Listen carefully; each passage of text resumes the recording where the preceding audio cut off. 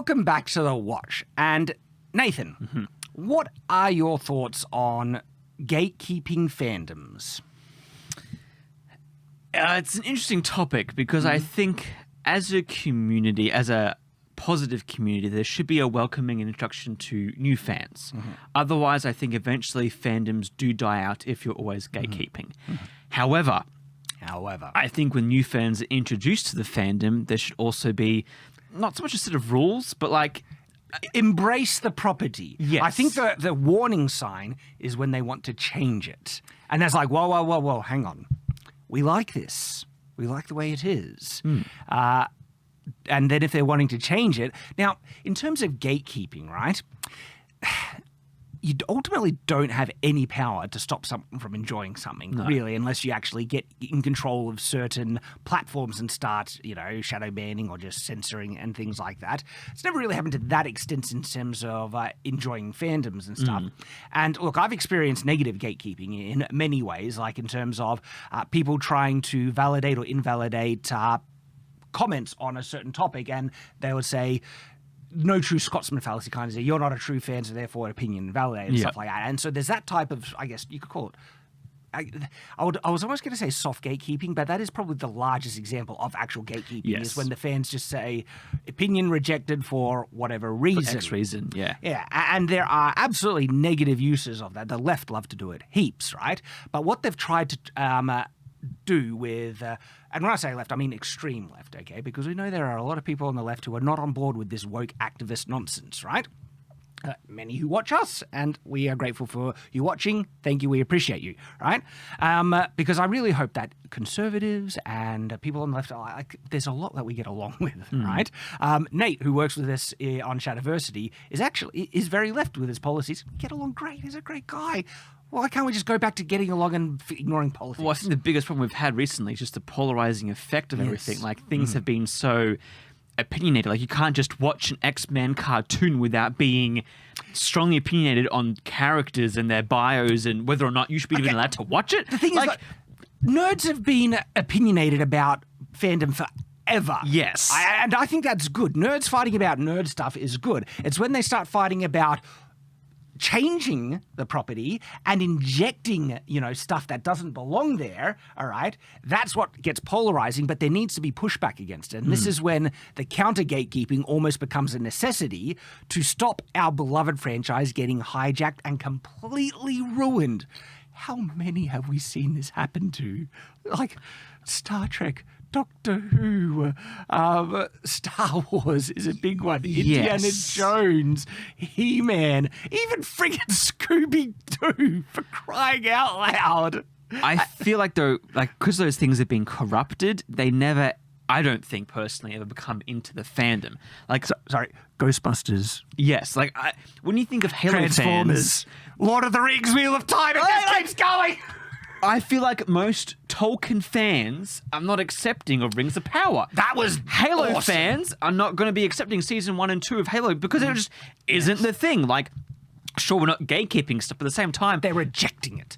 But people don't care because it's not the thing to begin with. But I actually feel the Lord of the Rings backlash to Rings of Power was gatekeeping done right. Yes. We are defending Tolkien. We are defending this franchise. Don't you dare subvert. And of course they did anyway, but then we wholly mocked, wholly rejected. Yes, but I also just think the term gatekeeping isn't correct because they weren't necessarily saying you producers can't make a Lord of the Rings show. It's you're changing things and therefore this is incorrect. Yeah, but if we had the power to stop them, I would say, no, you're fired. But even then, they could still read the books and watch do other things. In terms of gatekeeping, I feel like that's not the right word that people are using now to say, we can't touch your properties, you're gatekeeping and stuff. It's like, well, no, we're not saying, no leftists allowed in the comic book club. We're just saying, hey, this cherished property that you now have rights to make content for, you're changing, and we don't like it. Yeah. And so one of the points of, I guess, sneaking in, the opening kind of crack in the gate or everything, was the whole, this franchise should be for everyone, and that alone is laced with so many false assumptions, right? For instance, comic books, everyone can enjoy it if they want, but it's not made for everyone. This is like It has blind people can't enjoy there's comic that, books. Yeah. exactly, and it has a very specific targeted audience. Once upon a time, Yes. boys. It's a male-focused genre. But even then, it's like, okay, we've got to be more specific there in terms of like superhero comics or like Marvel DC comics. Like in terms of comics, anyone can read a comic, anyone can make a comic, and there's so many genres of comics, like that's okay. When you get more specified, superhero, like Superman isn't for everyone because he's an optimistic American. Not everyone is optimistic and not everyone loves America. Like that's just a state of fact. So when you get into those specific things, like yes, things aren't made for everyone because once you start doing that, it's impossible because then it changes. That's exactly right. And so when they come in saying this needs to be made for everyone, they're saying it needs to be more representative. And that's the whole thing that they've done to try and correct, improve, fix all these beloved properties, is to make it more representative, Women need to be seen in it. Black people need to be seen in it.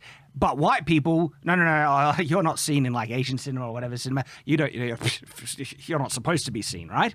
Because it's all about their represented narrative. And then there's the underlining racism and also sexism and everything to say that, hang on, are you saying that people can't identify with a character in a property if they don't look like them? I can't identify with a black character because you're saying that black people can't identify with the Lord of the Rings. Now, we're literally saying this because there's no black people in it, right? And now that actress who played Deez is like, now black people will finally be able to be seen in it and stuff like that. And there are even people saying that they couldn't get into it because of, which is just racism, all right?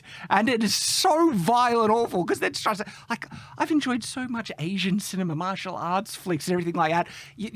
Even people identify with Wall-E and is a robot for crying out loud, Like humanity, when you break it down, defies any sort of race or gender. Like, we're all human. It transcends it. The human, if you see the human nature in things, doesn't need to look like you. Look at Wall-E, great example, right? If you see humanity in it, we will humanize and connect and be uplifted by it. But the people who do not believe that are actual racists, actual sexist and stuff like that. And so when they say it needs to be made for everyone, they're saying it needs to change, right? When the truth is, anyone had the freedom to enjoy it in the first place. But that was their narrative, right? It's like, oh no, it has to be made for everyone. But they don't actually believe that. Oh no, because it's not possible. Well, not only that, they don't want it for the other side. When they say everyone, they mean a specific group that they want. Them. They want it made for them, not the toxic side or any other political persuasion that disagrees with them. And we've known this for ages, but here is another mask-off moment by the Mary Sue. Oh, well, that just gives it away then, doesn't it? It does. Like, this is an ultra-agenda-driven, extremist feminist online rag, basically. And it is a post or article by Rachel Leishman. By the way, I think this thing... Oh, no. So, yeah, this is on Twitter, I believe. And she says, how are all these neckbeards and Republican fans of the X-Men? They're literally not for you. Which is rewriting the past about the X-Men. But also, it's not for X group of people. Which seems very counterintuitive to the, it's for everyone. This was never about inclusion. This was about dominance and supremacy and revenge, as proven here. Mary Sue is an explicit feminist, website, and they are not wanting to be inclusive here. They are wanting to exclude the people they disagree with because it's never been about equality. All right? And they're overt about it. These are blatant sexist people who are just after power and just after co-opting and overtaking the cultural pillars of influence. And X-Men is one of them. Or might even was one of them. Because what happens is, when they overtake these things, they ruin them, and it loses all relevance because they ruin it. Like, who gives a crap about Star Wars now? Very few. Even the most hardcore fans. We just have lost interest. We don't care anymore. It's the same with Marvel stuff. Like, people who used to go to every single MCU movie because it was MCU, it was going to be good. Nobody goes now. The theaters are literally empty. like, look at how well the Marvels did. You're right.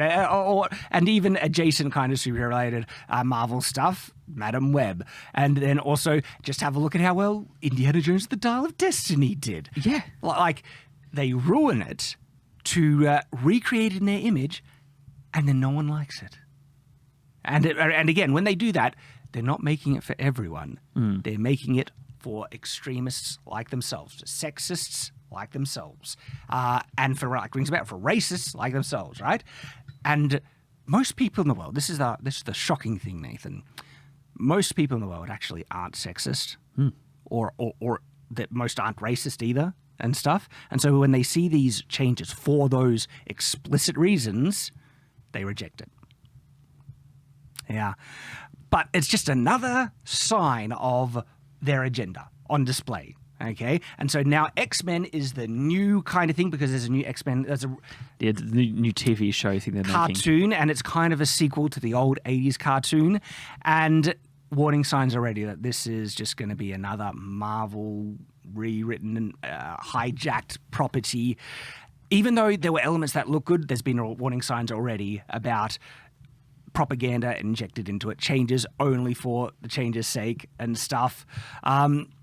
And there's even rumors that, like, Storm is going to probably be the main character, as well as Rogue and Kitty Pryde also being leaders and everything like that. The men kind of going to be pushed to the sideline. And I mean, there's adaptations I can see with them being leaders, but the fact that you're in a group, and especially when you have these other heroes who are more clearly being distinctly leaders in the past, it makes no sense for them to suddenly just be like, all right, it's the 90s, I'm going to step back now. And I think Storm did end up leading the X-Men at one point, but that was after Cyclops. Like the logical, natural person to lead him after, and even though Cyclops is leading him in the trailer, rumor is that that's not going to last. And that's the thing. That's not going to then last you with your property because you're baiting switching viewers when they go watch and go, oh, this is what... I mean, they did it with The Last of Us. They did it with everything else. So they always do like, oh, yeah, Joel's going to be in the game. And then they're going to kill him at the first, 15 minutes. And then everyone's going to hate the game. Like, and then people get mad at the fact they don't want, like, some property anymore. They go, oh, superhero movies are dead now. It's like, well, no, you killed them. Yeah, so they make multiple changes. And a lot of them are purely agenda-driven. They weren't needed. They don't respect the original properties. They're remaking it for... Basically... to appeal to them. Yeah, and to try and make a cheap dollar. Yeah, exactly. But not the fans. They're not going to make $1 out of it. And it's another point... X-Men is the most recent example of... And by the way, this the person who wrote this, right, she... has gotten so many owns. So she tried to attack Gary from Nerdrotic, saying, I bet this guy's never even watched a Doctor Who episode in his life. Gary responded with, show me your Doctor Who stuff, right? And this is his collection. And this is with her accusing him that he's never watched a Doctor Who episode.